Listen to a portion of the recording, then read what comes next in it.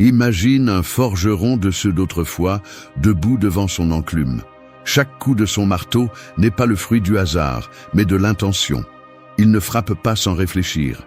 Chaque impact est calculé, chaque mouvement a un but. Avec patience et précision, il façonne l'acier jusqu'à le transformer en un outil formidable. Tout comme le forgeron façonne le métal, vous pouvez façonner vos mots. Mais si vous levez le marteau sans but, vous n'obtiendrez que des fragments sans forme, du bruit sans signification. Parler est facile. N'importe qui peut ouvrir la bouche et remplir l'air de mots vides. Mais être entendu, vraiment entendu, est un privilège réservé à ceux qui savent utiliser le langage avec intention. Dans un monde où tout le monde crie pour être remarqué, les voix qui résonnent ne sont pas les plus bruyantes, mais les plus précises. La philosophie stoïcienne n'enseigne pas seulement à affronter l'adversité avec fermeté, elle révèle aussi comment maîtriser l'art de la communication.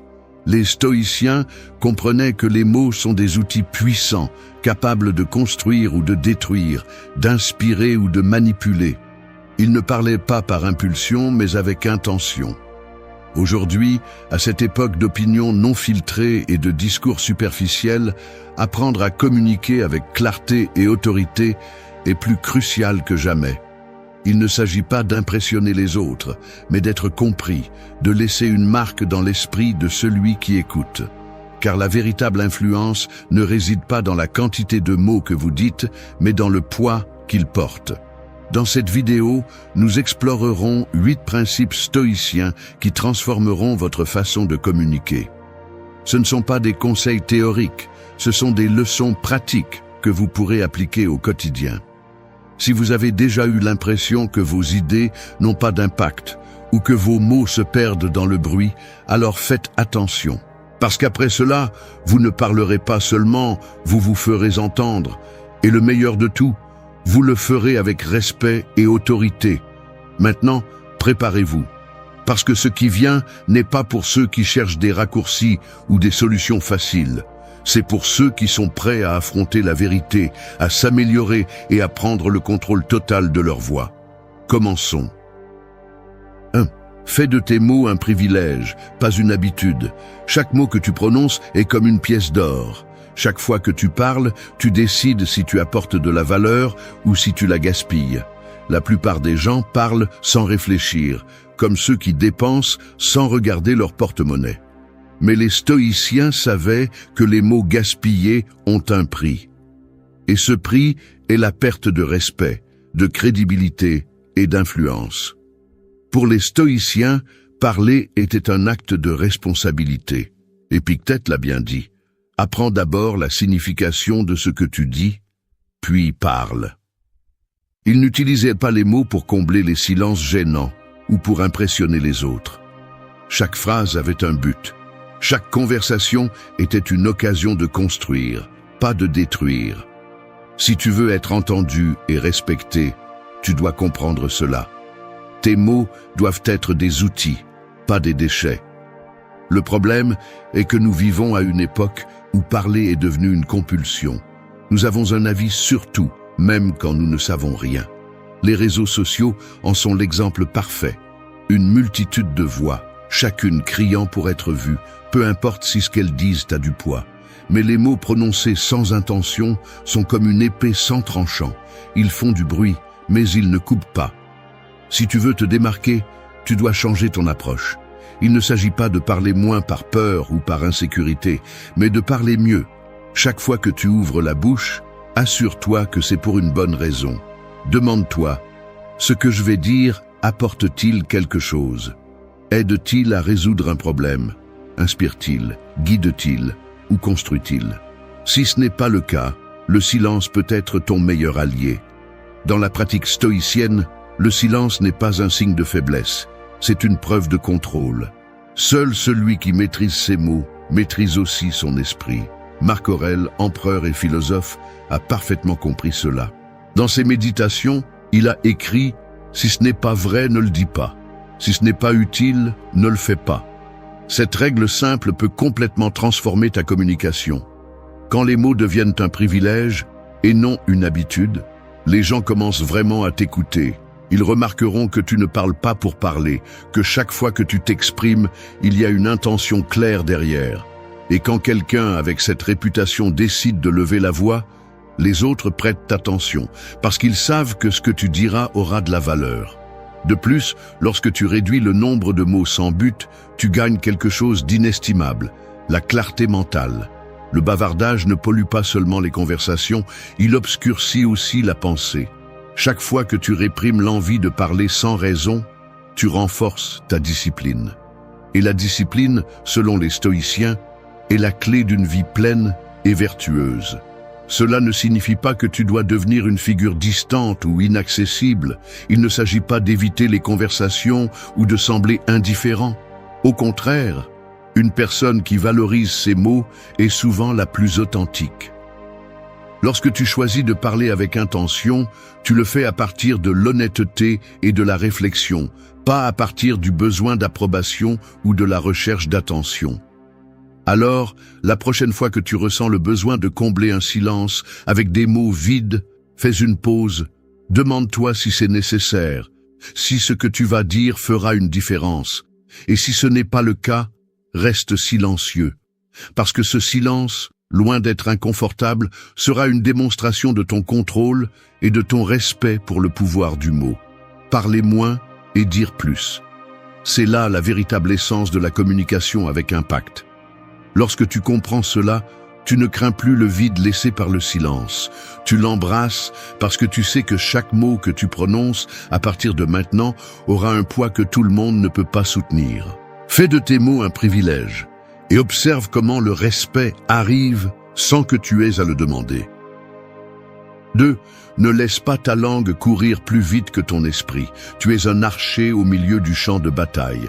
Autour de toi, le bruit est assourdissant et la tension te brûle de l'intérieur.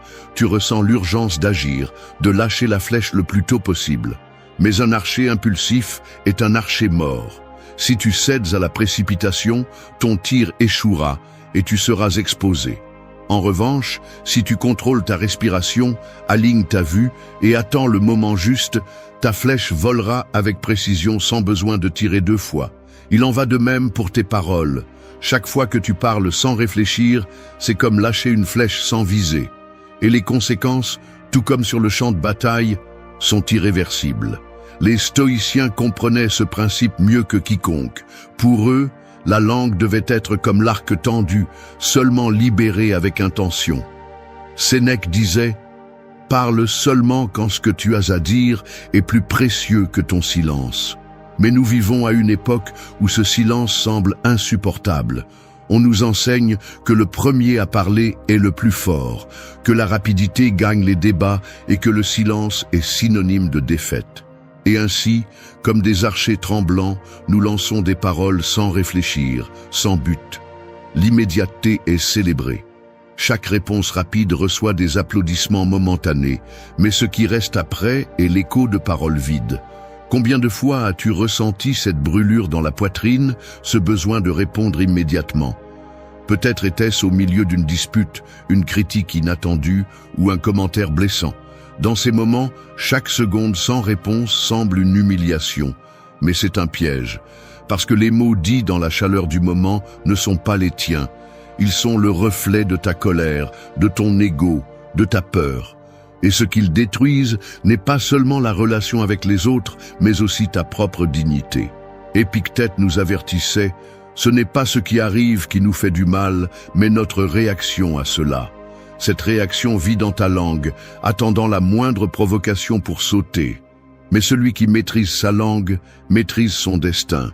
Ne pas répondre immédiatement ne te rend pas faible. Au contraire, cela fait de toi quelqu'un digne de respect. Parce que le silence du sage pèse plus que 1000 mots dits par un imbécile. Et il ne s'agit pas seulement d'éviter les disputes, c'est aussi savoir quand ta voix ajoute et quand elle ne fait que générer plus de bruit. Regarde autour de toi. Nous vivons entourés de voix qui crient, de commentaires vides et de discours impulsifs. Les réseaux sociaux sont remplis de mots sans frein, chacun rivalisant pour être le plus rapide, le plus blessant. Mais au milieu de ce chaos, les voix qui se démarquent vraiment sont celles de ceux qui savent attendre. La véritable autorité n'a pas besoin d'élever la voix, car chaque mot dit avec intention est suffisant pour que tous écoutent. Pratiquer la pause ne signifie pas se taire pour toujours. Cela signifie donner du temps à ton esprit pour décider. La prochaine fois que tu ressens l'impulsion de répondre sans réfléchir, souviens-toi de l'archer. Respire. Tends l'arc, mais ne lâche pas la corde sans raison. Demande-toi, est-ce que je réponds ou est-ce que je réagis simplement? Ce que je vais dire ajoute-t-il de la valeur ou satisfait-il simplement mon besoin de gagner? Parce que quand tu parles avec intention, chaque mot est une flèche précise. De plus, la pause te donne plus que du contrôle. Elle te donne de la perspective. Dans cet instant bref de réflexion, tu es capable de voir la situation complète.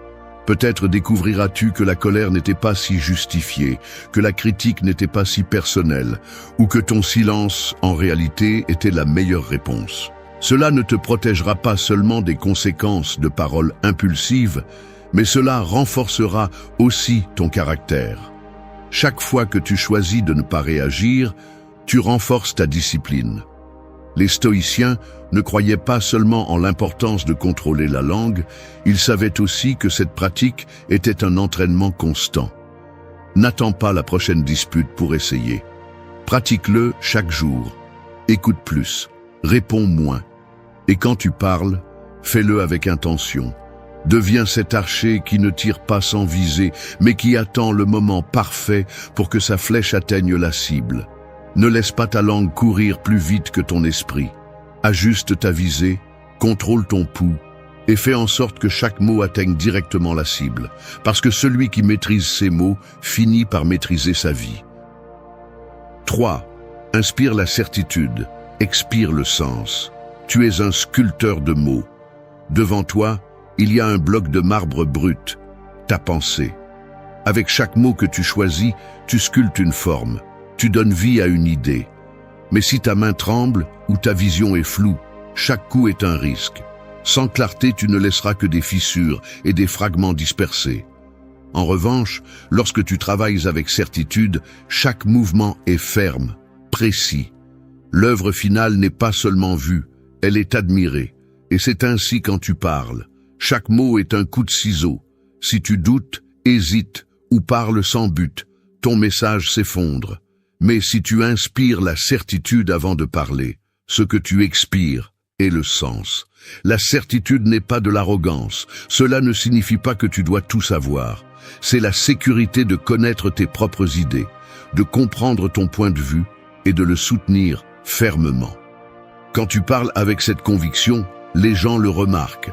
La sécurité se ressent, non pas parce que tu élèves la voix ou que tu ornes tes mots, mais parce que chaque phrase que tu dis a un but. Chaque mot est une décision consciente. Mais voici le problème. La plupart ne vivent pas comme des sculpteurs, mais comme des décombres. Ils parlent sans pensée, sans forme, sans direction.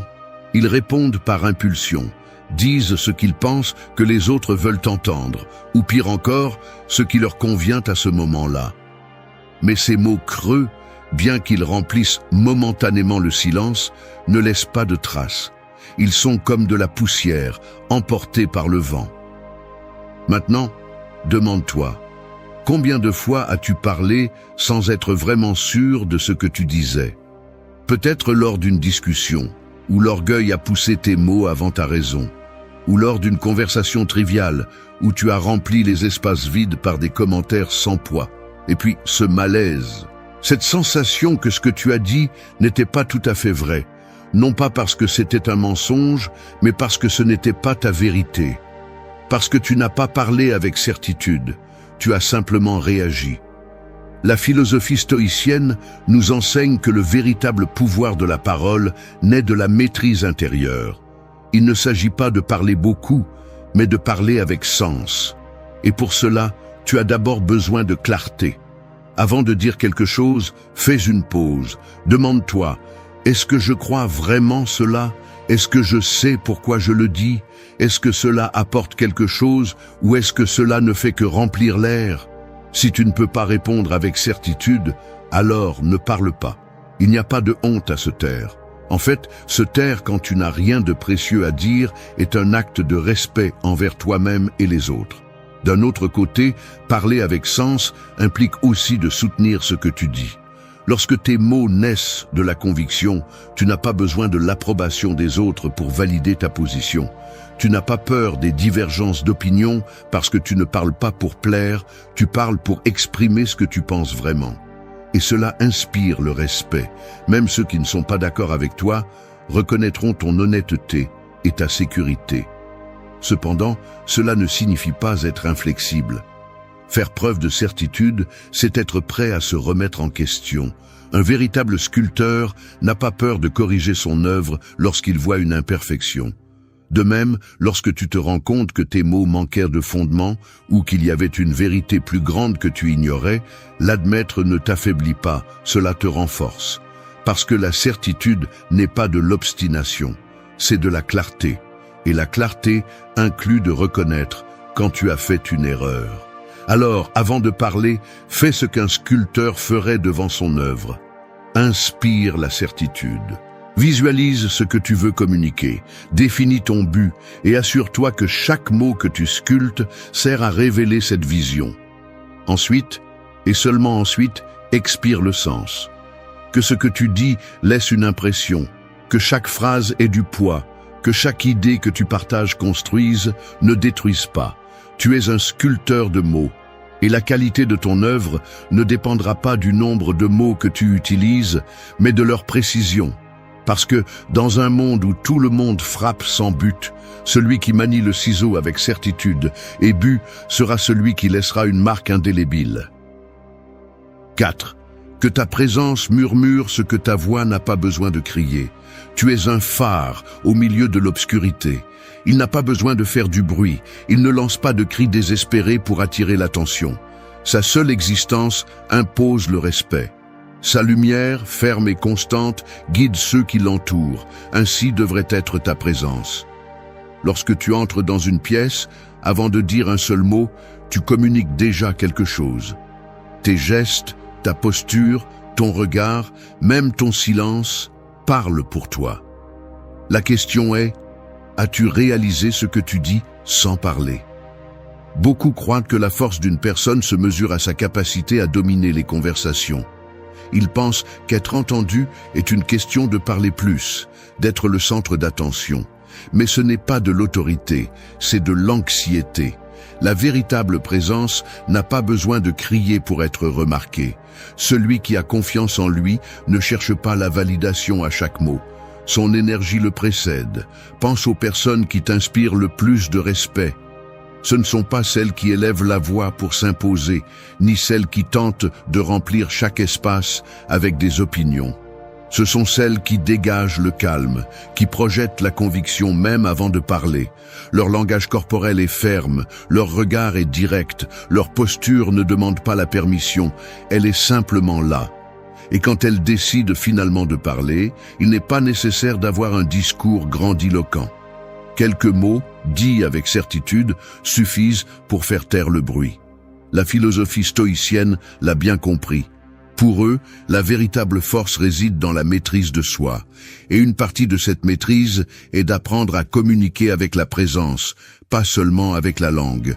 Parce que lorsque ton énergie transmet la sécurité, tu n'as pas besoin de convaincre personne. Les gens le ressentent, mais atteindre ce niveau n'est pas une question de faux semblants. Il ne s'agit pas de feindre la confiance avec une posture forcée ou un sourire vide. La véritable présence naît de la cohérence. Lorsque ce que tu penses, ressens et fais sont alignés, ton corps le reflète. Chaque pas est ferme, chaque regard est clair. Il n'y a pas de masque, pas de surplus de mots pour couvrir l'insécurité. Il n'y a que la vérité. Pour y arriver, tu dois d'abord t'observer. La prochaine fois que tu te trouveras dans une conversation ou dans une situation où tu ressens le besoin de prouver quelque chose, arrête-toi. Demande-toi. Pourquoi est-ce que je veux qu'on me remarque? Est-ce que je parle pour apporter de la valeur ou pour être validé? La plupart du temps, tu découvriras que l'impulsion de parler sans arrêt vient de la peur d'être ignoré. Mais celui qui a vraiment confiance en lui ne craint pas le silence. Apprends à le tenir. Le silence, loin d'être inconfortable, est un outil puissant. Dans une discussion, celui qui sait attendre et écouter projette beaucoup plus de contrôle que celui qui ne cesse de parler. Et dans une conversation quotidienne, celui qui sait se taire au bon moment est souvent celui qui laisse l'impression la plus forte. Parce que l'absence de bruit oblige à ce que les mots que tu choisis aient vraiment de l'importance. De plus, ton langage corporel parle même lorsque tu n'en es pas conscient. La façon dont tu t'assois, comment tu bouges les mains, où tu diriges ton regard, tout cela communique ton état interne. Si ton esprit est agité, ton corps le reflètera. Mais si tu cultives le calme et la maîtrise de soi, la différence sera évidente. Un dos droit, un regard qui ne dévie pas et des mouvements lents projettent la sécurité sans effort. Et lorsque tu décides finalement de parler, fais-le avec intention. Ne laisse pas les mots briser l'harmonie de ta présence. Dis ce qui est nécessaire, sans fioritures inutiles. Chaque phrase doit avoir un but. Et souviens-toi, parfois, le plus puissant que tu peux faire est de garder le silence. Parce qu'un silence bien porté peut dire plus que 1000 mots dits sans direction. Tu es un phare au milieu de l'obscurité. Tu n'as pas besoin de crier pour être vu. Ta présence, si elle est pleine de certitude, parlera pour toi. Et lorsque le moment sera approprié, ta voix résonnera. Mais pas parce que tu cherches de l'attention, mais parce que ce que tu as à dire vaut la peine d'être entendu. 5. Trouve les yeux. C'est là que l'on écoute vraiment. Tu es un navigateur au milieu d'une tempête. Le vent rugit, les vagues frappent avec fureur, et le ciel assombri menace de t'engloutir. Dans ce chaos, ton seul espoir est de trouver un point fixe, un phare au loin. C'est ainsi que tu peux garder le cap et ne pas te perdre. Maintenant, transpose cela à la conversation. Car au milieu du bruit des mots, des distractions et des apparences, il y a quelque chose qui guide toujours, le regard. Quand tu parles, regardes-tu vraiment dans les yeux? Ou pire encore, quand tu écoutes, es-tu présent ou attends-tu simplement ton tour pour parler? La plupart des gens pensent qu'une conversation est simplement un échange de mots. Mais les stoïciens comprenaient que la véritable connexion se produit au-delà du verbal. Le regard est le miroir de la pensée. Et celui qui ne sait pas soutenir un regard ne sait pas soutenir une conversation. Pense aux fois où quelqu'un t'a parlé sans te regarder. Ses paroles peuvent sembler correctes, mais quelque chose manque. Son regard fuyant, la constante vérification du téléphone ou l'agitation dans ses gestes montrent clairement qu'il n'est pas vraiment là. Et tu le sais, car le manque de contact visuel ne transmet pas seulement le désintérêt, il révèle aussi l'insécurité. D'un autre côté, quand quelqu'un te regarde avec intention, tu le sens. Tu n'as pas besoin qu'il élève la voix ou qu'il utilise des mots complexes. Son regard, ferme et attentif, communique la présence, il te valide. Et à ce moment-là, tu sais que tu es écouté. Cette connexion est ce qui sépare une conversation superficielle d'une conversation significative. La philosophie stoïcienne promeut l'idée d'être pleinement présent à chaque instant. Et cela inclut être présent quand tu parles et quand tu écoutes. En trouvant les yeux de l'autre personne, tu t'ancres dans la conversation. Tu ne projettes pas seulement la confiance, tu la construis aussi. Car celui qui soutient le regard sans hésiter démontre une clarté interne. Il n'a pas peur d'être vu, car il n'a rien à cacher. Mais voici la clé. Regarder dans les yeux n'est pas un acte de domination. Il ne s'agit pas d'imposer ta présence ou d'intimider les autres. Ce n'est pas de l'autorité, c'est de la fragilité déguisée. La véritable force se reflète dans un regard qui invite à la connexion, pas dans un regard qui cherche à soumettre. C'est un échange, une invitation à être compris et à comprendre. Parfois, éviter le regard n'est pas une question de désintérêt, mais d'inconfort. La vulnérabilité de soutenir le regard de quelqu'un d'autre peut se sentir comme une exposition, comme si l'autre pouvait voir à travers toi. Mais c'est précisément dans cette vulnérabilité que réside l'authenticité. Tu n'as pas besoin d'avoir toutes les réponses ou de te montrer invincible. Tu as juste besoin d'être présent. La prochaine fois que tu parles, fais l'essai. Ne détourne pas le regard par peur ou insécurité. Trouve les yeux de l'autre personne. Reste là. Et quand tu écoutes, fais de même. Ne pense pas à ce que tu vas répondre. Ne devance pas la conversation. Écoute simplement. Permets-toi de comprendre avant d'être compris. Car la véritable force n'est pas dans celui qui domine la parole, mais dans celui qui domine l'attention. Bien sûr, cela ne signifie pas que tu dois regarder fixement sans arrêt. Le contact visuel doit être naturel, accompagné de pauses et de gestes authentiques. Un regard forcé est aussi évident qu'un mot vide. Ce qui est important, c'est l'intention. Regardez avec respect, avec curiosité, avec présence. Quand tu le fais, les gens le remarquent. Et le plus puissant de tout, ils le ressentent. Car dans un monde où tout le monde cherche à être écouté, peu de gens savent vraiment écouter. Et celui qui maîtrise l'art de l'écoute devient inévitablement quelqu'un dont la voix compte. Le regard ouvre des chemins que les mots seuls ne peuvent pas parcourir.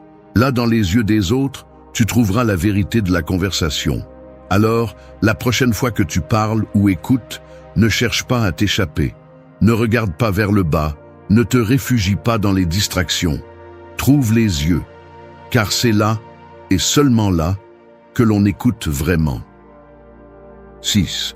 Donne de l'espace au silence. C'est là que naissent les mots puissants. Tu es comme un musicien au milieu d'un grand orchestre. Chaque note que tu joues compte, mais ce qui donne vraiment forme à la musique ne sont pas seulement les sons, mais les silences entre eux. Sans ces espaces, tout serait un bruit constant, une cacophonie sans direction. Il en va de même pour la communication. Les mots sans pause perdent leur force. Mais quand tu permets au silence d'exister, chaque phrase acquiert un poids plus grand. Nous vivons dans un monde qui craint le silence. Des conversations pleines d'interruptions, des discours précipités et des réponses immédiates, comme si se taire pour un instant signifiait perdre le contrôle. Mais cette peur du silence est précisément ce qui révèle un manque de confiance.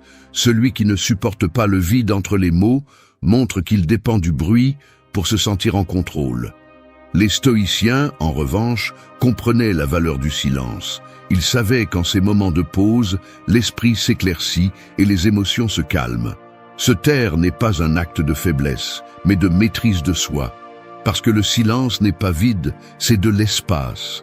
Un espace où la réflexion fleurit, où les mots sont façonnés avec intention. Pense à la dernière fois que quelqu'un t'a parlé et a fait une pause avant de continuer. Cette brève suspension, loin d'affaiblir son message, l'a renforcé. Elle t'a donné le temps de traiter, de ressentir l'impact de ce qui a été dit.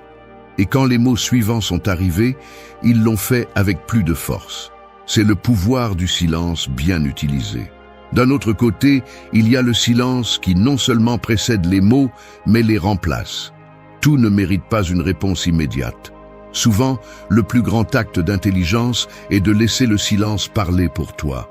Face à une provocation, une critique ou une question sans sens, ton absence de réaction peut être la réponse la plus percutante.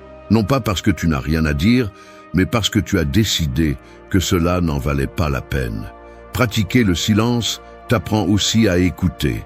Quand tu ne ressens pas l'urgence d'intervenir, tu commences à percevoir ce qui se passe vraiment dans une conversation. Tu lis les nuances, tu comprends ce qui n'est pas dit et tu captes les émotions cachées derrière les mots. Cette capacité à observer sans te précipiter à répondre ne te rend pas seulement plus sage, mais aussi plus respecté. Mais ne confonds pas le silence avec l'évasion. Rester silencieux par peur ou inconfort n'est pas la même chose que choisir le silence comme outil. La différence réside dans l'intention. Se taire parce que tu ne sais pas quoi dire est de l'insécurité. Se taire parce que tu sais que le moment l'exige est du pouvoir.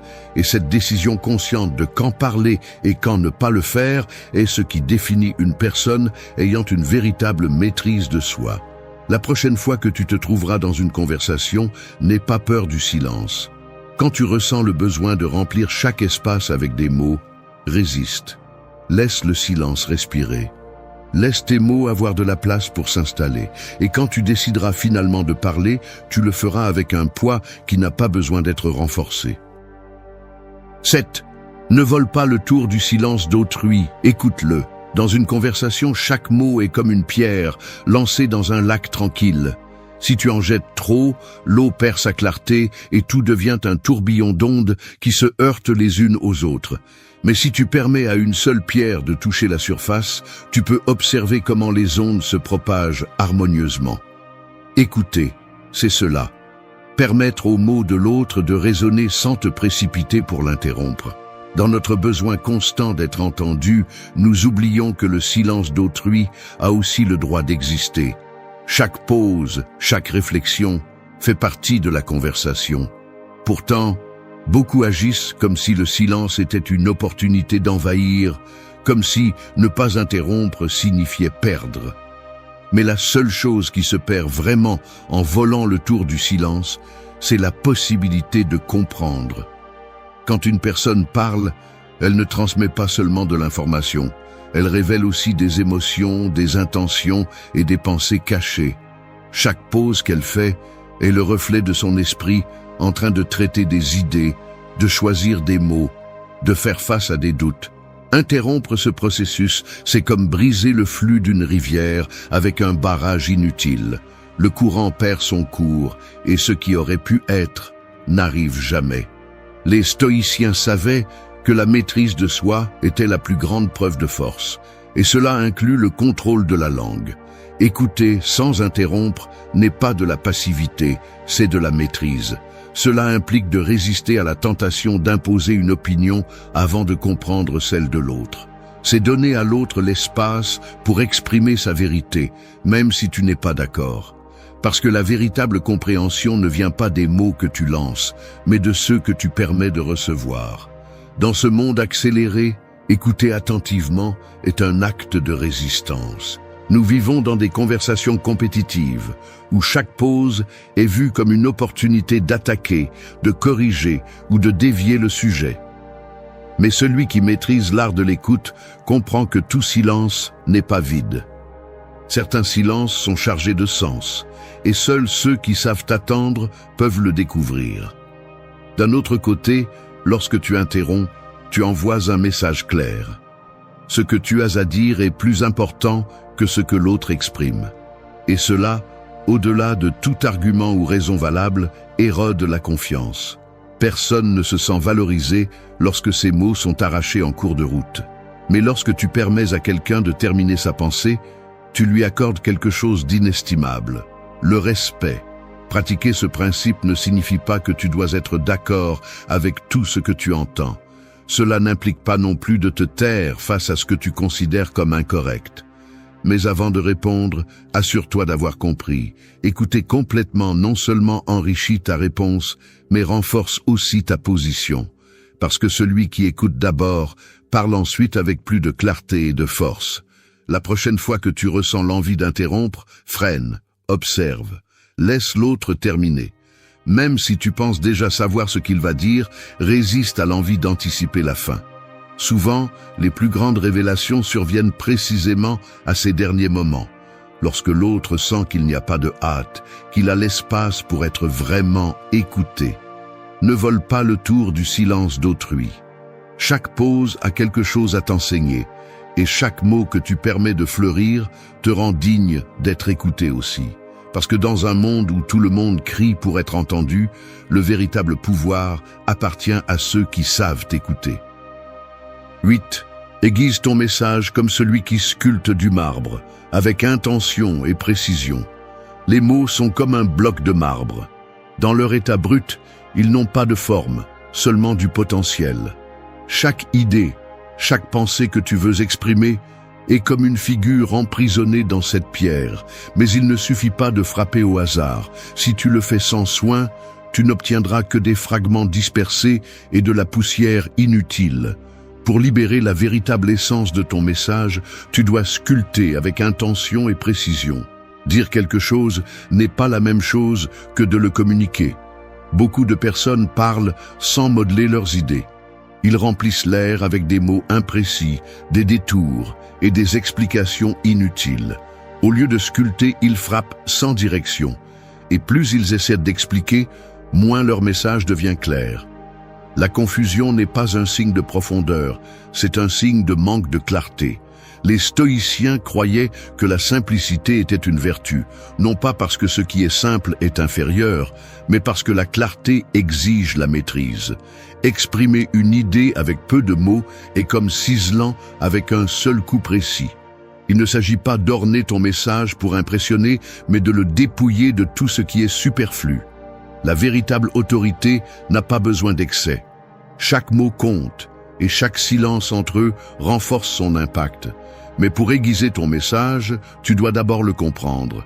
Avant de parler, demande-toi, que veux-je vraiment dire? Quelle est l'essence de mon idée? Si tu ne peux pas l'expliquer clairement à toi-même, tu ne pourras pas le faire pour les autres. La confusion interne se reflète toujours dans les mots.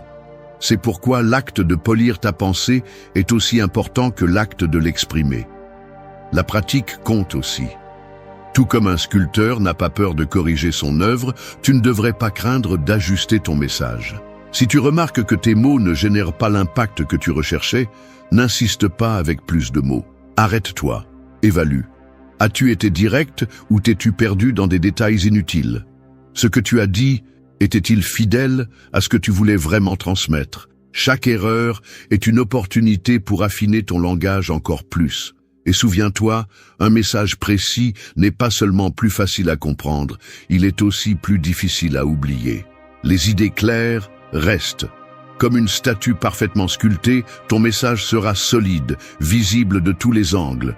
Et quand tu parleras enfin, tu le feras avec la certitude de celui qui ne laisse rien au hasard. Aiguise ton message. Parce que dans un monde plein de bruit, les mots qui comptent vraiment sont ceux qui parviennent à couper à travers le chaos. Il y a des blessures qui ne saignent pas mais qui pèsent. Et le pire, c'est que souvent, elles ne sont même pas les nôtres. Nous portons la douleur des autres, leurs actions, leur indifférence, leurs décisions. Nous leur donnons la télécommande de nos émotions, comme si nous avions l'obligation de souffrir pour ce qu'ils font, disent ou cessent de faire. Nous nous brisons de l'intérieur en espérant qu'ils changent, qu'ils reviennent, qu'ils nous donnent une explication ou, au moins, des excuses. Mais cela n'arrive pas toujours, et pendant que nous attendons, nous nous désintégrons. Le problème n'est pas seulement la douleur, mais l'attachement que nous avons à la souffrance que les gens nous infligent. Parce que ça fait mal, oui, mais ça nous piège aussi. Nous restons attachés à des histoires, à des promesses, à des liens qui ont cessé de nous nourrir depuis longtemps. Et là nous sommes, ruminant le passé, analysant chaque geste, chaque mot, comme si cela allait nous apporter la paix.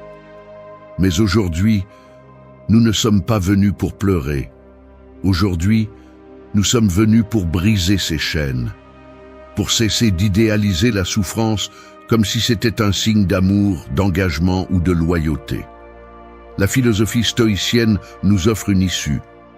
Pas une formule magique, mais une perspective brutalement honnête et puissante. Si la souffrance est dans ton esprit, c'est là aussi que se trouve ta liberté. Cette vidéo n'est pas pour ceux qui cherchent un réconfort vide.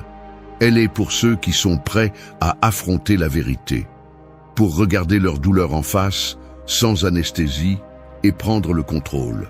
Nous allons parler de 8 leçons stoïciennes qui vont t'apprendre à cesser de souffrir pour les autres. 8 idées qui ne sont pas seulement comprises, elles sont pratiquées. Parce que si tu ne les appliques pas à ton quotidien, alors tout cela ne sert à rien. Alors respire profondément. Tu vas entendre des choses qui dérangent, mais aussi des choses qui libèrent. 1. Ne leur donne pas le crédit de ta douleur. Chaque fois que tu dis « il m'a fait mal », tu donnes du pouvoir. Tu donnes à quelqu'un d'autre le contrôle de ton état émotionnel, comme si c'était son droit de gérer comment tu te sens. Et c'est là l'erreur. Non pas parce que ce qu'ils ont fait ne fait pas mal, mais parce que lorsque tu laisses une autre personne être la cause de ta souffrance constante, tu cèdes ton pouvoir le plus précieux, le contrôle sur toi-même. La philosophie stoïcienne est claire à ce sujet. Épictète disait « Ce qui nous affecte n'est pas ce qui nous arrive, mais ce que nous pensons de ce qui nous arrive. » Et sais-tu ce que cela implique ? Que que ta douleur ne vient pas directement de l'action de quelqu'un, mais de la façon dont tu décides de l'interpréter, de la nourrir et de la revivre encore et encore dans ta tête. Il ne s'agit pas de nier la douleur initiale. Les déceptions, les trahisons, l'indifférence font mal. Nous sommes humains. Mais la souffrance prolongée, celle qui reste des mois, voire des années, c'est un choix. Parce que tu restes attaché à l'idée que cette personne aurait dû agir différemment, qu'elle te devait quelque chose. Respect, amour, soin, considération. Et quand cela ne se produit pas, non seulement tu souffres, mais tu t'enchaînes. Mais pourquoi continuer à leur donner ce crédit? Pourquoi permettre à quelqu'un qui n'a pas su t'apprécier d'avoir aussi le privilège de te briser de loin? C'est dur à accepter, mais si tu continues à souffrir de ce que cette personne a fait, ce n'est plus sa faute. C'est ton choix. Marc Aurèle l'a dit sans détour. Tu as le pouvoir sur ton esprit, pas sur les événements. Prends conscience de cela et tu trouveras la force. C'est cette force que tu dois retrouver. Parce que tant que tu continueras à pointer les autres comme responsables de tes sentiments, tu resteras esclave de leurs actions. Et le plus triste, c'est que souvent, ces personnes ne pensent même pas à toi. Elles continuent leur vie pendant que tu te consumes en silence. Alors, que faire? Premièrement, reconnais ta part. Pas la part coupable, mais la part qui permet.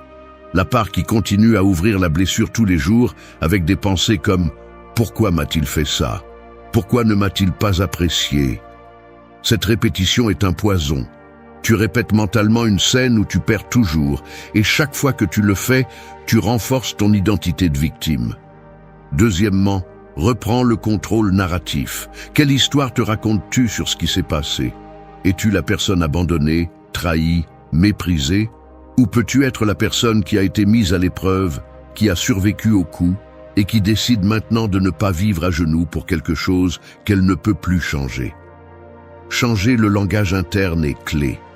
Ce n'est pas « il m'a détruit », c'est « il m'a montré qui il est et j'ai appris à me renforcer ». Troisièmement, arrête d'attendre une réparation émotionnelle de celui qui t'a blessé. Parfois, il n'y a pas d'excuse, il n'y a pas de justice, il n'y a pas d'explication. Et c'est là que la philosophie stoïcienne entre en jeu comme un bouclier. Si tu ne peux pas contrôler l'extérieur, investis toute ta puissance dans l'intérieur. Que peux-tu faire aujourd'hui, maintenant, pour ne pas continuer à répéter cette souffrance? Tu peux lâcher prise. Tu peux entraîner ton esprit à ne pas tomber dans les mêmes pièges mentaux. Tu peux t'entourer de personnes qui t'élèvent et non qui te font couler. Ce conseil ne vise pas à te rendre insensible. Il s'agit de retrouver ta dignité. Parce que la douleur, lorsqu'elle est maintenue trop longtemps à cause des autres, se transforme en auto-abandon. Et tu n'es pas venu dans cette vie pour te détruire pour personne. Alors oui, ça a fait mal, mais aujourd'hui, tu décides que tu ne leur donneras plus de crédit. Que ta douleur ne sera plus le résultat de ce que quelqu'un d'autre a fait, mais l'énergie que tu vas utiliser pour te reconstruire. 2. Lâche la corde de ce qui ne dépend pas de toi. Il y a quelque chose que tu dois comprendre une fois pour toutes. Tu souffres parce que tu t'accroches. Tu t'accroches à contrôler ce qui n'est pas à toi, ce qui n'est pas entre tes mains, ce qui simplement ne dépend pas de toi. C'est comme être en guerre, tenant fermement une corde qui brûle, saigne et brûle. Et pourtant, tu ne la lâches pas. Le résultat, tu te détruis de l'intérieur en essayant de changer quelqu'un qui ne veut même pas changer. Les stoïciens ont été brutalement clairs sur ce point. Épictète l'a dit sans fioriture. Il y a des choses qui dépendent de nous et des choses qui ne dépendent pas. Et seul un imbécile passe sa vie à se soucier de ce qu'il ne peut pas contrôler. Tu te rends compte, chaque fois que tu es obsédé par ce qu'une autre personne ressent pour toi, par ce qu'elle devrait faire, dire, reconnaître ou changer, tu es en territoire étranger. Tu essaies de gouverner un royaume qui ne t'appartient pas. Et cela te tue. C'est comme essayer de pousser la mer avec tes mains. Tu t'épuises, tu te frustres, et à la fin tu restes trempé, noyé, vaincu. Parce que peu importe combien tu essaies, tu ne peux pas contrôler les gens. Tu ne peux pas faire en sorte que quelqu'un t'aime. Tu ne peux pas forcer quelqu'un à te comprendre, à rester, à te traiter comme tu le mérites. Tu peux le demander, tu peux le souhaiter, mais à la fin, cela dépend d'eux. Et vivre en espérant que le monde agisse comme tu le veux est une recette sûre pour la souffrance. Alors, que peux-tu faire?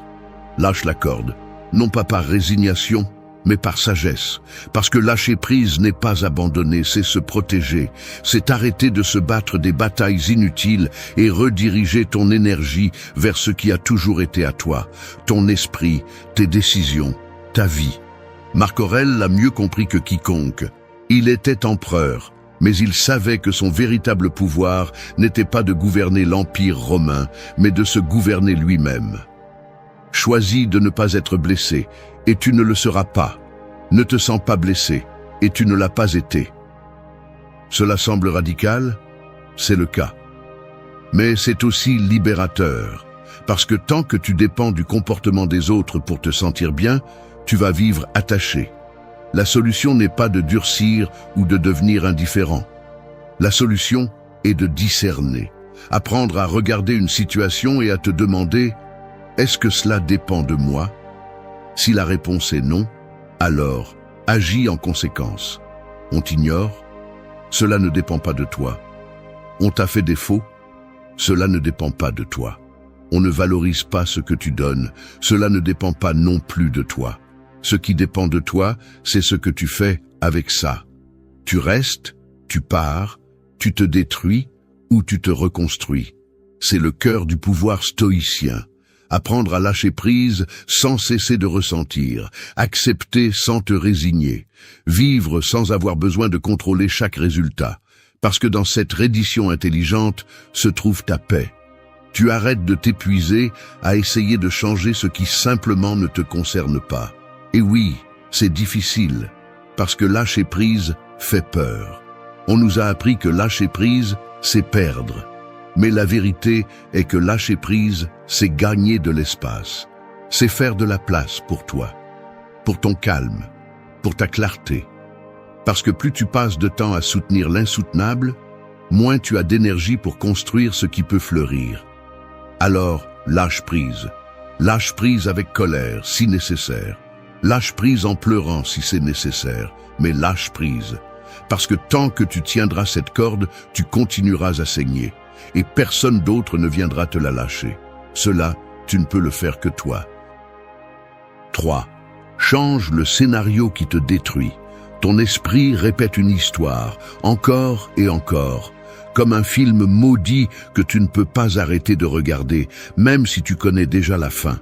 C'est ce dialogue interne qui te dit que tu n'as pas été suffisant, que si tu avais agi différemment, peut-être qu'on ne t'aurait pas blessé, que si tu changeais quelque chose en toi, cette personne reviendrait.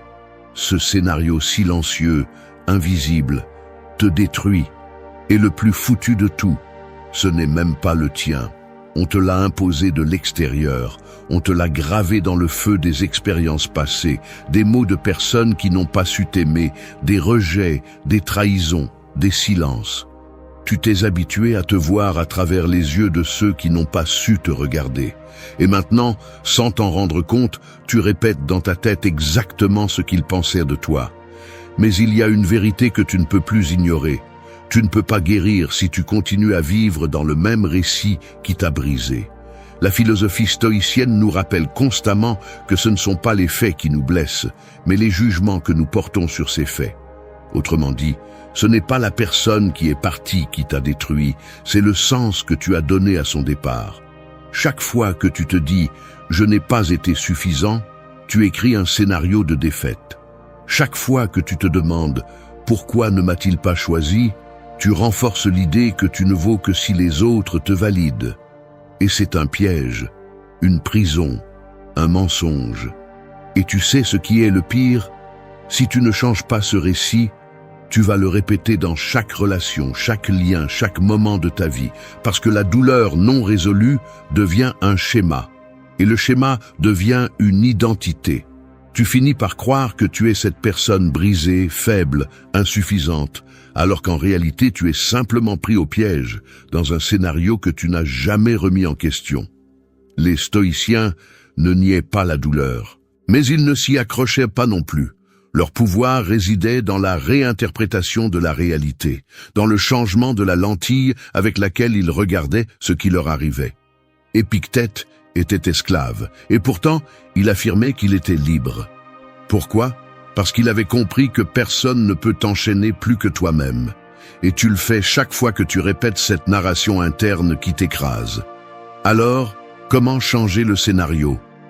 D'abord, détecte-le. Écoute ton dialogue interne, sois brutalement honnête.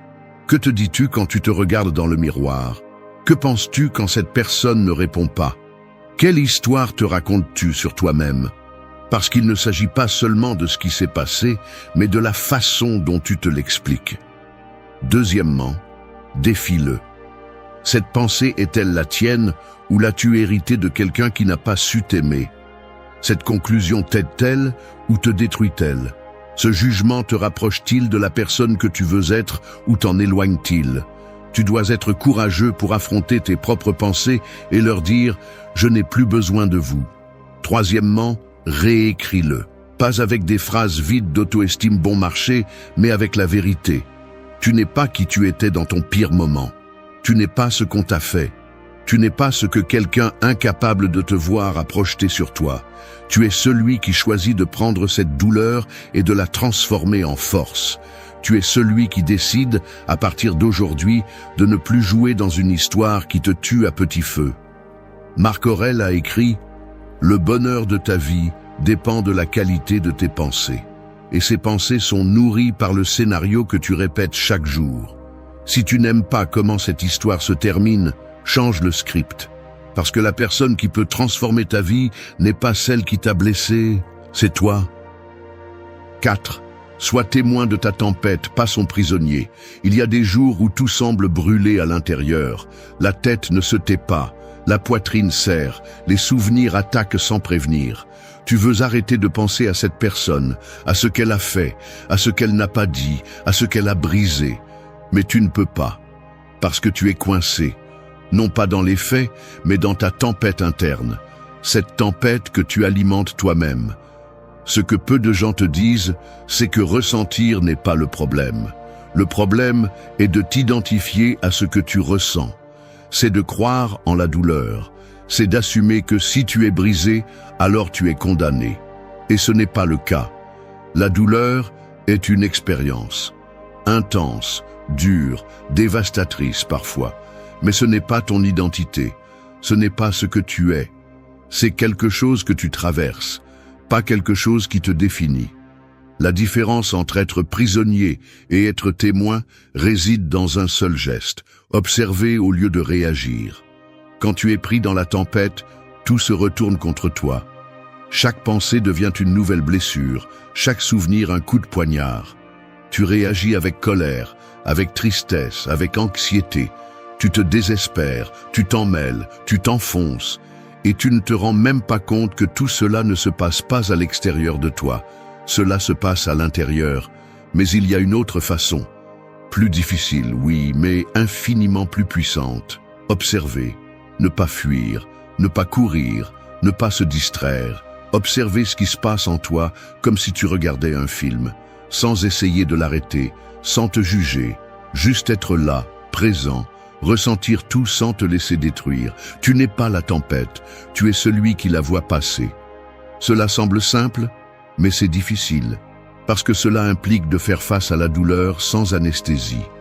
T'asseoir en silence avec ton chaos mental, sans chercher refuge dans les reproches, les justifications ou les fantasmes de réconciliation.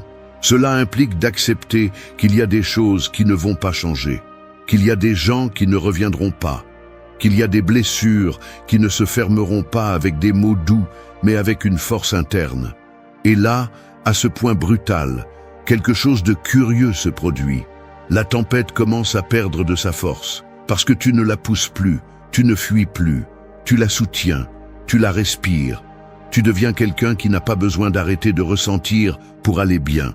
Quelqu'un qui peut pleurer sans se briser, qui peut se mettre en colère sans exploser, qui peut se souvenir sans revivre le traumatisme encore et encore.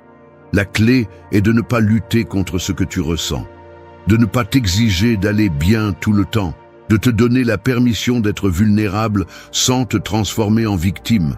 Parce que si chaque émotion intense t'emporte, alors tu n'as pas de contrôle sur toi. Et c'est là que tu perds vraiment. Être témoin n'est pas être froid, c'est être fort. C'est avoir le courage de regarder ta douleur les yeux ouverts, sans fuir, sans dramatiser, sans la manipuler. C'est apprendre à dire « je ressens cela ». Mais cela ne me définit pas. Je l'observe, je le laisse être, puis je le laisse partir. Personne ne viendra te sauver de ta tempête. C'est ton travail. Personne n'éteindra le feu pour toi. Mais tu peux apprendre à ne pas te brûler à chaque étincelle. Et ce pouvoir est plus grand que n'importe quel réconfort externe. 5. Dessine ta frontière mentale et protège-la. Il y a une ligne invisible que très peu de gens apprennent à tracer. Une barrière sacrée qui sépare ta paix mentale du chaos que d'autres personnes essaient de semer dans ta vie. Et si tu n'apprends pas à dessiner cette frontière, tu finiras par permettre à n'importe qui d'entrer dans ta tête avec les pieds sales. Tu dois comprendre ceci. Tout le monde ne mérite pas d'avoir accès à toi. Tout le monde ne mérite pas une réponse, une explication, une seconde chance. Ton esprit, ton énergie, ton espace émotionnel ne sont pas des biens publics. Ce sont des territoires personnels. Et si tu ne les défends pas, ils seront envahis. Et le pire de tout, c'est que tu seras celui qui aura laissé la porte ouverte. Lorsque quelqu'un te traite avec indifférence, manipule, fait du chantage, te blâme ou te tire émotionnellement, il ne le fait pas toujours avec malveillance. Parfois, ils ne sont même pas conscients. Mais cela n'a pas d'importance. Ce qui compte, c'est que tu le permets. Parce que tu n'as pas tracé ta limite, parce que tu t'es habitué à mettre les émotions des autres avant les tiennes, parce que tu as cru que aimer, c'est supporter. Et non, aimer n'est pas permettre qu'on te traîne. Tracer ta frontière mentale n'est pas un acte d'égoïsme, c'est un acte de respect envers toi-même. C'est regarder quelqu'un et lui dire, même en silence, « Pas ici, tu t'arrêtes là, ma paix n'est pas négociable ». Et cela inclut la famille, les amis, les partenaires, les ex-partenaires, les patrons, qui que ce soit. Personne n'a le droit de piétiner ta dignité. Mais il ne s'agit pas seulement de fixer des limites vers l'extérieur. Il s'agit aussi de fixer des limites vers l'intérieur. Parce que souvent, c'est toi qui franchis la ligne et te sabotes. C'est toi qui réécris à celui qui ne t'aime pas bien. Toi qui revis des conversations, idéalises des moments, reste accroché au « et si ». Et c'est une invasion encore plus dangereuse. Quand tu romps toi-même ta frontière, alors comment tracer cette ligne? Premièrement, identifie ce qui te vole ta paix. Les personnes, les conversations, les pensées, les habitudes. Fais une liste réelle. Arrête de romantiser les liens toxiques. Si cela te rend inquiet, si cela te fait douter de ta valeur, si cela te consume mentalement, alors c'est quelque chose qui doit être hors de ton espace interne. Deuxièmement, établis des conséquences. Une limite sans conséquence n'est pas une limite, c'est une suggestion. Il ne suffit pas de dire « je ne veux pas que tu me parles ainsi » si tu le permets ensuite. Il ne suffit pas de dire « ce lien me fait du mal » si tu continues à le chercher. Tes décisions doivent être fermes, même si elles te font mal. Parce que si tu ne respectes pas ta frontière, personne d'autre ne le fera. Troisièmement, défends-la tous les jours. Parce qu'il ne suffit pas de la tracer une fois. Des épreuves viendront, des gens qui reviennent, des émotions qui insistent, des souvenirs qui frappent. Et c'est là que tu dois maintenir la limite comme si ta vie en dépendait. Parce que d'une certaine manière, elle en dépend. Ta santé mentale, ton estime de toi, ton avenir, tout est en jeu. La frontière n'est pas pour t'éloigner du monde. Elle est là pour te rapprocher de toi-même. Pour arrêter de te perdre pour plaire, pour t'intégrer, pour mendier des miettes émotionnelles. C'est ton espace, ton esprit, ton équilibre. Personne n'a le droit de salir cela. Et si quelqu'un est dérangé par ta limite, cette personne n'a jamais respecté ta valeur. Alors dessine-la avec clarté, avec fermeté, avec fierté. Et quand ils essaieront de la franchir, rappelle-toi, tu n'es pas dur. Tu es juste avec toi-même. 6. Aime sans chaîne, lâche prise sans te briser. Aimer ne devrait pas faire mal, mais souvent ça fait mal. Pourquoi? Parce que nous confondons aimer avec posséder, dépendre, contrôler. Nous transformons l'amour en une sorte de contrat non dit, où l'autre personne a la responsabilité de nous rendre heureux, de combler nos vides, de soutenir nos insécurités. Et c'est ainsi que naît la souffrance. Aimer sans chaîne n'est pas de la froideur, c'est de la maturité émotionnelle. C'est comprendre que l'amour véritable n'a pas besoin de cage, n'exige pas de sacrifices absurdes, ne se maintient pas au détriment de soi-même. L'amour libre n'est pas celui qui ignore, mais il n'est pas non plus celui qui rampe. C'est celui qui choisit en conscience, non par peur de perdre. Sais-tu pourquoi tant de gens souffrent en lâchant prise? Parce qu'ils se sont construits autour de cette personne. Ils lui ont donné tant de valeur, tant d'espace, tant d'attentes, que lorsqu'elle est partie, elle a tout emporté. Et le vide n'était pas seulement dû à l'absence, c'était parce qu'ils s'étaient abandonnés eux-mêmes dans le processus. Mais aimer ne devrait pas être te perdre. Tu ne devrais pas cesser d'être toi pour conserver quelqu'un d'autre, parce qu'alors ce n'est plus de l'amour, c'est un besoin. Et le besoin t'enchaîne, il te rend faible, il te rend accro à une présence qui, au fond, tu sais qu'elle ne te fait pas de bien. Aimer s'enchaîne, c'est donner sans perdre, c'est partager sans dépendre, c'est prendre soin sans contrôler, c'est être présent sans exiger de permanence. Parce que rien ni personne ne t'appartient, et si tu l'oublies, chaque fois que quelqu'un s'éloigne, tu vas te briser. Maintenant, lâcher prise sans te briser ne signifie pas que cela ne fait pas mal. Cela signifie que même si cela fait mal, tu ne te détruis pas. Que même si tu pleures, tu ne perds pas ton centre. Que même si tu manques, tu ne recules pas. Parce que tu as appris que lâcher prise, c'est aussi aimer. Aimer assez pour laisser partir ce qui ne coule plus. Aimer assez pour ne pas retenir quelqu'un qui ne veut plus rester. Ce n'est pas facile. Lâcher prise demande plus de courage que de s'accrocher. Parce que l'attachement est confortable, connu, mais c'est aussi une prison. Une prison avec de belles photos et des souvenirs qui font mal. Sortir de là n'est pas abandonner, c'est te choisir. Quand tu apprends à aimer sans chaîne, tu comprends que ta valeur ne se mesure pas à qui reste. Elle se mesure à comment tu restes debout, même quand l'amour fait mal. Parce que oui, l'amour peut faire mal. Mais il ne devrait pas te détruire. Et s'il le fait, alors ce n'était pas de l'amour sain, c'était autre chose. Alors aime avec liberté. Donne sans perdre ton identité. Et si le moment de lâcher prise arrive, fais-le avec dignité. Non pas par froideur, mais par respect. Parce que celui qui se respecte lui-même ne se brise jamais complètement. 7. Va sur le champ de bataille avec le bouclier en place. La vie ne va pas t'attendre. Elle ne va pas te demander si tu vas bien, si tu te sens fort, si tu es prêt. Les gens non plus. Là-bas, il y a de l'indifférence, des jugements, des trahisons, des rejets. Et si tu sors désarmé, avec le cœur à découvert et l'esprit non préparé, ils vont te détruire. Tu ne peux pas continuer à affronter le monde en espérant que tout le monde soit juste, empathique ou loyal. Ils ne le seront pas. Et pas nécessairement parce qu'ils sont de mauvaises personnes, mais parce que chacun porte son histoire, ses manques, son égoïsme.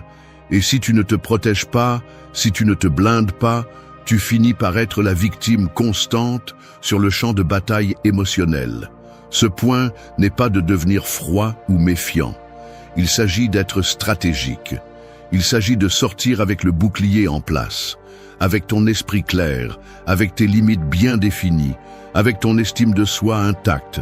Parce que si tu ne te prépares pas, chaque mot étranger devient un poignard, chaque silence une menace, chaque absence une blessure ouverte. Le bouclier n'est pas pour que personne ne te touche. C'est pour que ce qui te touche ne te détruise pas. Pour que tu ne te donnes pas complètement au premier regard aimable. Pour que tu ne répètes pas l'erreur de t'ouvrir sans mesure juste parce que quelqu'un te montre un peu d'affection. Tu ne peux pas continuer à être vulnérable avec quelqu'un qui n'a pas prouvé qu'il en est digne. Le monde émotionnel est un champ de bataille, et si tu vas sans bouclier, tu vas te remplir de blessures. Tu vas vivre en rapiéçant ton âme à chaque coin de rue, en espérant qu'un jour quelqu'un te traitera comme tu le mérites, alors qu'en réalité, ce traitement commence par toi. Si tu ne te respectes pas, personne ne le fera. Si tu ne te protèges pas, personne ne viendra le faire. Il y a une phrase brutalement honnête. Les gens te traitent comme tu leur apprends à te traiter. Et si ce que tu enseignes, c'est que tu supportes tout, que tu pardonnes tout, que tu restes même s'ils te brisent en 1000 morceaux, alors c'est ce que tu vas recevoir. Non pas parce que tu le mérites, mais parce que tu n'as pas mis ton bouclier. Le bouclier est ton critère. C'est ta force. C'est ta capacité à voir clairement au-delà du désir, au-delà de l'impulsion. C'est ce qui te dit « Cela ne me convient pas », même lorsque ton cœur crie le contraire. C'est cette partie de toi qui ne négocie pas avec ce qu'elle sait déjà lui faire du mal. Sortir avec le bouclier en place, c'est aimer assez pour ne pas te donner au premier câlin tiède. C'est se rappeler que se protéger n'est pas une faiblesse, c'est de la survie. Et celui qui veut vraiment être dans ta vie ne se plaindra pas de tes limites, il les respectera. Alors va dans le monde, oui, mais ne sors pas sans toi, ne sors pas désarmé, parce que tu mérites d'aimer, de grandir et de vivre en paix. Et cela commence avec le bouclier bien ferme, bien haut et bien à toi. 8. Utilise tes blessures comme une carte, pas comme une excuse. Nous portons tous des cicatrices. Certaines sont visibles, d'autres non. Il y a des blessures qui brûlent encore quand tu penses à cette personne, à ce moment, à cette trahison qui t'a changé pour toujours. Mais ce que tu fais de ces blessures fait la différence entre avancer ou rester coincé dans la même douleur de toujours. Beaucoup de gens restent à vivre dans leurs blessures. Ils en font leur identité, leur excuse. Je suis comme ça parce qu'on m'a blessé. Je ne fais pas confiance parce qu'on m'a trahi. Je n'aime pas parce qu'on m'a brisé. Et oui, ça a fait mal. Oui, c'était injuste. Mais si chaque pas que tu fais est conditionné par ce qu'on t'a fait, alors tu ne marches pas vers l'avant, tu fuis ton passé. Tu n'es pas ici pour justifier ta douleur, tu es ici pour la transformer. Chaque blessure est un signal. Elle te montre où tu as mis ta valeur, où tu as donné trop, où tu as ignoré des signaux. Et cela ne te rend pas faible, cela te rend humain. Mais continuer à utiliser ces blessures comme justification pour éviter la croissance, pour ne pas réessayer, pour te fermer à tout, cela te rend prisonnier. Les blessures ne sont pas des chaînes, ce sont des leçons, des avertissements, des opportunités pour redessiner ton chemin avec plus de clarté. Si quelqu'un t'a brisé, cela ne signifie pas que tout le monde le fera. Mais cela signifie que tu dois marcher plus alerte, avec plus de discernement, avec plus d'amour-propre. Il y a des gens qui revivent leur douleur encore et encore, juste pour avoir une excuse pour ne pas avancer. J'ai du mal à faire confiance devient « je me ferme complètement ». J'ai peur de souffrir à nouveau, se transforme en « je ne me permets pas de ressentir quoi que ce soit ».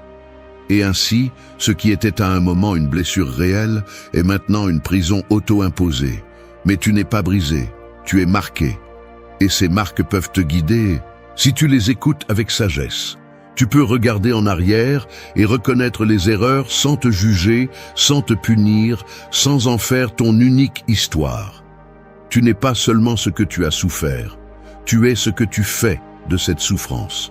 Chaque fois qu'une blessure devient une excuse, demande-toi, est-ce que cela me protège ou est-ce que cela me limite? Parce que si ta blessure ne t'apprend plus rien de nouveau, alors elle est devenue une justification pour ne pas grandir. Et tu n'es pas venu au monde pour rester immobile à cause de ce qui n'a pas fonctionné. Regarde tes blessures, accepte ce qui a fait mal, pleure si nécessaire. Mais ensuite, lève-toi avec plus de clarté. Utilise cette douleur comme guide, pas comme encre, comme élan, pas comme frein, parce que chaque marque sur ta peau émotionnelle peut être une direction. Un rappel de là où tu ne dois plus passer. Tes blessures ne sont pas ta honte, elles sont ta carte. Et si tu sais la lire, il n'y a aucun moyen que tu te perdes à nouveau.